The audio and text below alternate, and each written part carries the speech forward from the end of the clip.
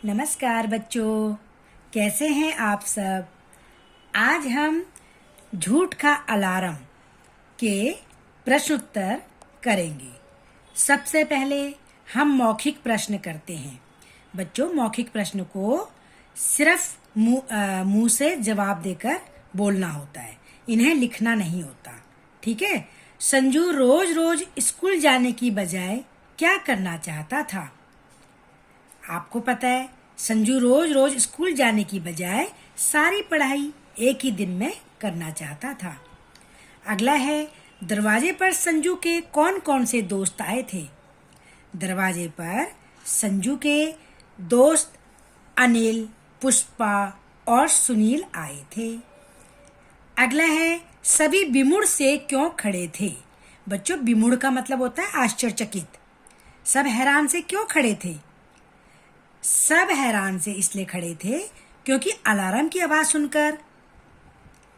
अगला है, मम्मी ने संजू के दोस्तों को घड़ी के बारे में क्यों बताया? मम्मी ने संजू के दोस्तों को घड़ी के बारे में इसलिए बताया ताकि संजू की झूठ बोलने की आदत छूट जाए। कहानी के अंत में अलार्म क्यों नहीं बजा? कहानी के अंत में अलार्म इसलिए नहीं बजा क्योंकि संजू अब सचमुच सच बोल रहा था। तो बच्चों, ये मौखिक प्रश्न है, ये आपने नोटबुक में नहीं लिखने, लेकिन परीक्षा में इसमें से क्वेश्चन पूछ लेते हैं, तो इसलिए आपको पता होना चाहिए। अगला है विकल्प वाले प्रश्न है, संजू क्या डींगे मारता था? संजू डींगे मारता था कि वह कक्षा में मॉनिटर है। अगला है, पोस्टमैन क्या लाया था? पोस्टमैन पार्सल लाया था। संजू को क्या बुरी आदत थी? संजू को झूठ बोलने की आदत थी। ठीक है। अब ये लघु उत्तरीय प्रश्न है। लघु उत्तरीय मतलब छोटे प्रश्न, छोटे उत्तर हैं इनके। अब देखो, ये है माँ ने घड़ी का क्या किया। तो बच्चों, माँ ने घड़ी को संजू की छाती पर उसके दिल के पास बांध दिया था। अगला है, अलार्म कब बजता था? इसका उत्तर है, संजू के झूठ बोलने पर अलार्म बजता था, क्योंकि जब कोई इंसान झूठ बोलता है तो उसकी दिल की धड़कनें तेज हो जाती हैं और उन धड़कनों के तेज होने से ही अलार्म बज जाता था। प्रश्न 3 है, अब तो बात करना ही मुश्किल हो जाएगा, तात्पर्य स्पष्ट कीजिए। इसका मतलब है, संजू बात बात पर झूठ बोलता था, लेकिन अब झूठ बोलने पर उसकी छाती पर दिल के पास बंधी घड़ी का अलार्म तुरंत बज जाता था। इसलिए दुखी होकर उसने कहा कि अब तो बात करना ही मुश्किल हो जाएगा।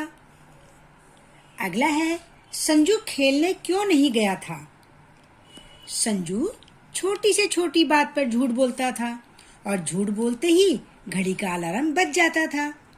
बात बात पर अलार्म बजने की मुसीबत के कारण वह खेलने नहीं गया था। तो बच्चों, इसलिए हमें कभी झूठ नहीं बोलना चाहिए। ये झूठ बोलना बहुत गंदी आदत होती है। अगला है, संजू के दोस्तों ने घड़ी कहाँ होने का अनुमान लगाया?